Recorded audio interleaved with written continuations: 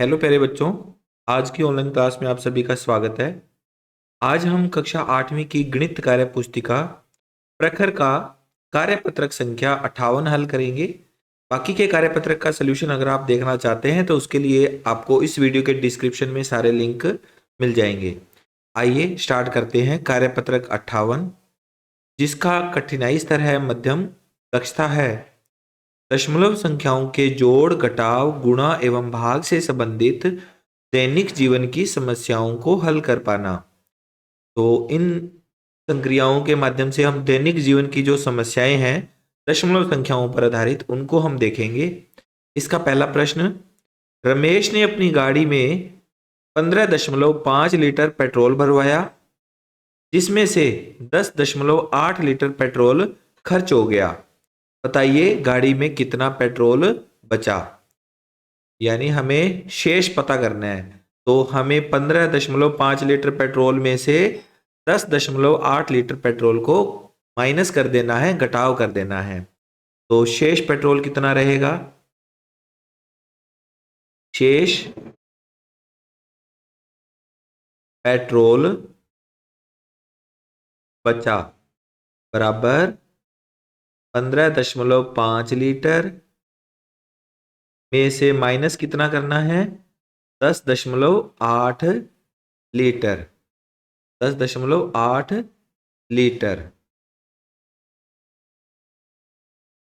Minus करके हमारा उत्तर आ जाएगा। इन दोनों का घटाव करेंगे तो आप थोड़ा रफ कार्य कर लो। देखो 15.5 उसमें से 10.8 को माइनस करना है तो दशमलव के सीध में दशमलव आएगा, ये बात आपको ध्यान रखनी है। इधर 8 आ जाएगा, इधर 10 आ जाएगा, इस तरह से।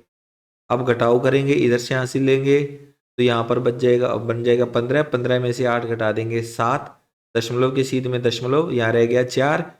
4 और उसमें से 0 घटा दिया तो बच गया 4। तो 1 में से घटाएंगे 0, 0 4 फिर आगे दशमलव 7। तो 4.7 लीटर उसका उत्तर आ जाएगा। 4.7 लीटर ये इस प्रश्न का आंसर आएगा। रफ कार्य चाहो तो आप साथ में पढ़ा रहने दीजिए, अगर हटाना चाहते हो तो हटा भी सकते हो। इसके बाद इसका दूसरा प्रश्न, रवि 3.5 किलोग्राम प्याज, 2.5 किलोग्राम टमाटर और 2.8 किलोग्राम लौकी खरीदता है। बताइए रवि कुल कितने किलोग्राम सब्जी खरीदता है। कुल सब्जी की मात्रा बतानी है तो लिखेंगे कुल सब्जी, कुल सब्जी खरीदता है। 3 प्रकार की सब्जियां हैं। 3.5 किलोग्राम प्याज, तो यहां लिख दो 3.5 किलोग्राम प्याज लिखना अब यहाँ जरूरी नहीं है, आपने जोड़ कर रहे हैं तो। फिर आगे है 2.5 किलोग्राम टमाटर है तो 2.5 किलोग्राम, और प्लस में 2.8 किलोग्राम लौकी है, 2.8 किलोग्राम। अब इन सभी का कर देना है जोड़। तो यहाँ पर अपने अलग से जोड़ करते हैं। 3.5, 2.5, 2.8, तीनों का जोड़। देखो दशमलव के सीध में दशमलव रहना चाहिए। अब जोड़ करते हैं, 5 और 5 10, 10 और 8 18 का 8, हासिल 1, 1 और 3 4, 4 और 2 6, 6 और 2 8, 6 और 2 8, और बीच में यहाँ दशमलव के सीध में दशमलव आ गया। 8.8 किलोग्राम ये इस प्रश्न का आंसर आ गया। ओके। इसके बाद अगला प्रश्न है प्रश्न नंबर तीसरा, चीनी की एक बोरी का भार 48.5 किलोग्राम है। बताइए ऐसी 5 बोरियों का भार कितना होगा।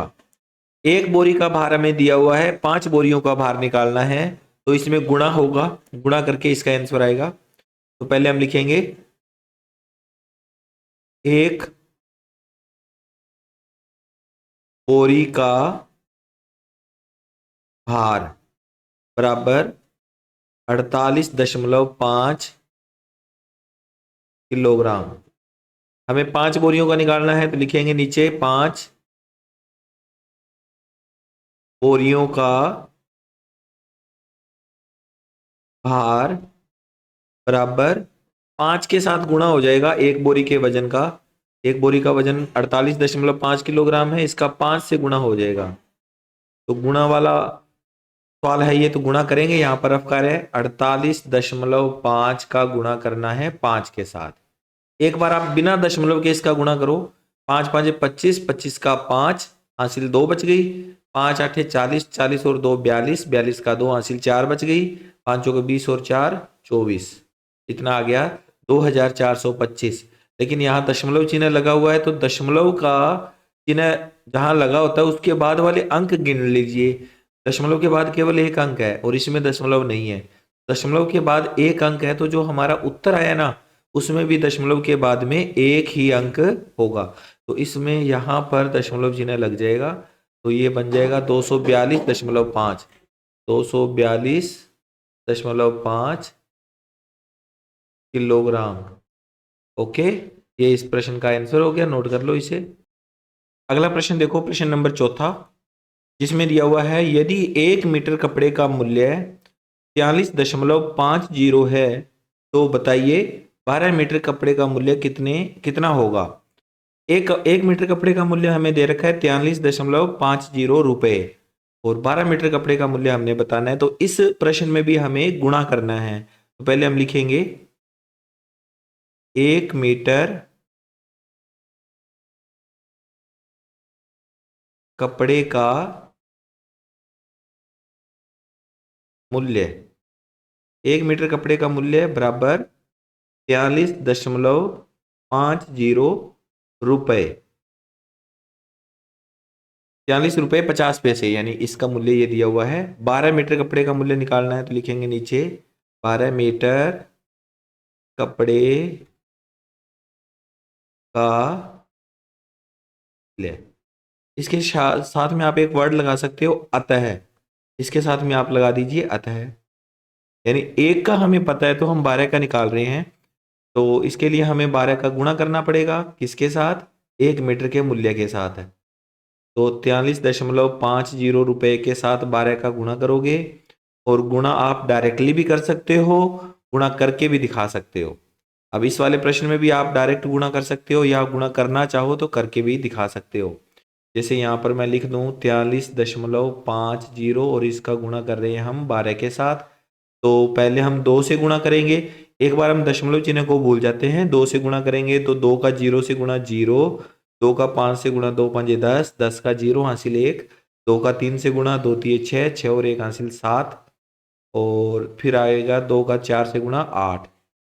ये हो गया 2 से गुणा। अब इसके बाद एक नीचे गुणा का निशान और फिर 1 से गुणा स्टार्ट करेंगे। 1 का गुणा 0 से 0, 1 का गुणा 5 के साथ 5, 1 का गुणा 3 के साथ 3 और 1 का गुणा 4 के साथ 4। अब इन सभी का कर देना है जोड़। 0 के सीध में 0, 0 के सीध में 0, 7 और 5 12, 12 का 2 1 हासिल, 1 और 8 9, 9 और 3 12, 12 का 2 फिर 1 हासिल, 1 और 4 5। अब ये आ गया 52,200। लेकिन यहाँ दशमलव चिन्ह लगा हुआ है, दशमलव के बाद में कितने अंक हैं, 2 अंक हैं। तो यहाँ जो उत्तर आया है उसमें भी दशमलव के बाद में 2 अंक होने चाहिए। तो 1 2 यहाँ छोड़ दिया और इन दोनों को 0 को, और यहाँ दशमलव लग जाएगा। 522.00 रुपए। तो इसका उत्तर आ जाएगा 522। आप चाहो तो 522 रुपए लिख दो डायरेक्ट, क्योंकि दशमलव के बाद में 00 ये क्या है, पैसे हैं। पैसे तो 00 है, इसका मतलब पैसे लिखने की आवश्यकता नहीं है। तो 522 रुपए लिख दो, या फिर आप अगर पैसे दिखाना चाहते हो इसमें तो दशमलव लगाकर 200 लगा दो। ठीक है, तो ज़्यादा अच्छा ये रहेगा कि क्योंकि दशमलव के बाद में जब सारे अंक 0 हो जाते हैं ना तो उसको लिखना जरूरी नहीं होता। तो 522 रुपए इतना ही लिख दीजिए। ओके, आगे चलते हैं अगले सवाल में।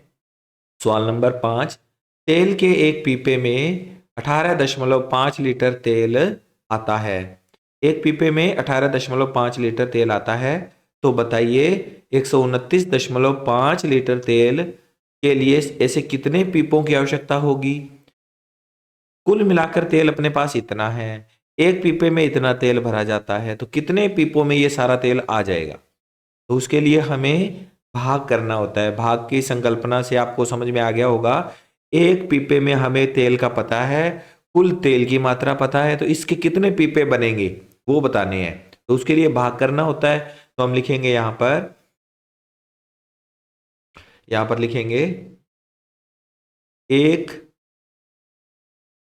पीपे में तेल आता है। कितना आता है? 18.5 लीटर।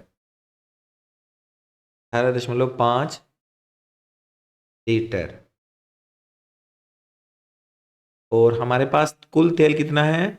129.5 लीटर तेल के लिए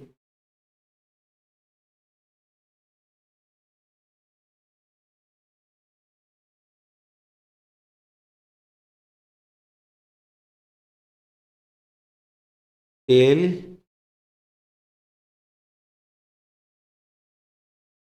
के लिए पिपों की आवश्यकता होगी। आवश्यकता होगी। तो 129.5 में भाग देना है 18.5 का।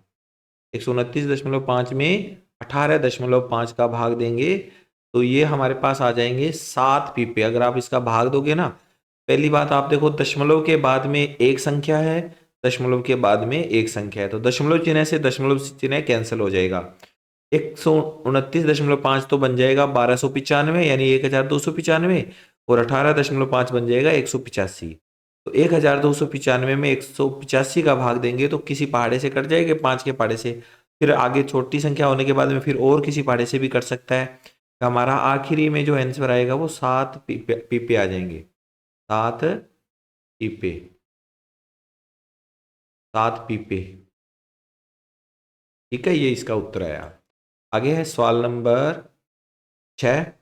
एक बस 6 घंटे में 367.80 किलोमीटर की दूरी तय करती है, तो बताइए यह 1 घंटे में कितनी दूरी तय करेगी। 1 घंटे में दूरी बतानी है। 6 घंटे की दूरी हमें दे रखी है, तो हम लिखेंगे पहले बस 6 घंटे में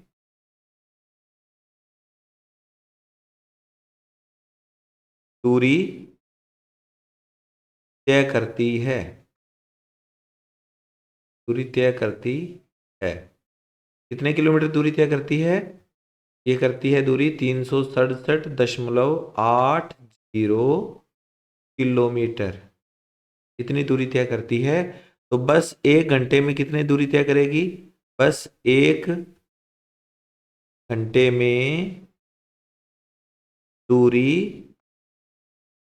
तय करेगी। 6 घंटे की दूरी हमें दे रखी है, 1 घंटे की दूरी निकालनी है, तो भाग करना होगा इसमें।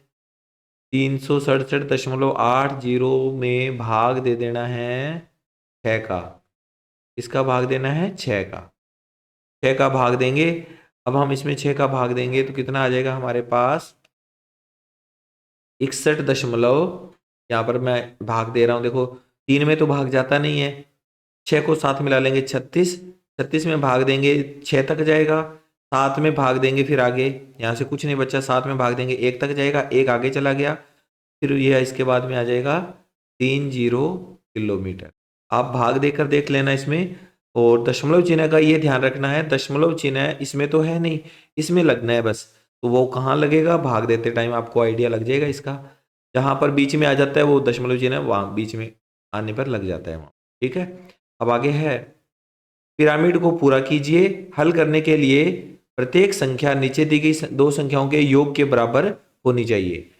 इन दोनों संख्याओं का योग यहाँ आएगा, इन दोनों का योग यहाँ, इन दोनों का योग यहाँ, इस तरह से इसको करना है। 0.1 और 0.2 इन दोनों का जोड़ यहाँ आ जाएगा 0.3। इन दोनों का जोड़ यहाँ पर आएगा 0.2 और 0.3 0.5। इन दोनों का जोड़ करेंगे 0.3 और 0.4, तो ये आ जाएगा यहाँ पर 0.7। फिर आगे इन दोनों का जोड़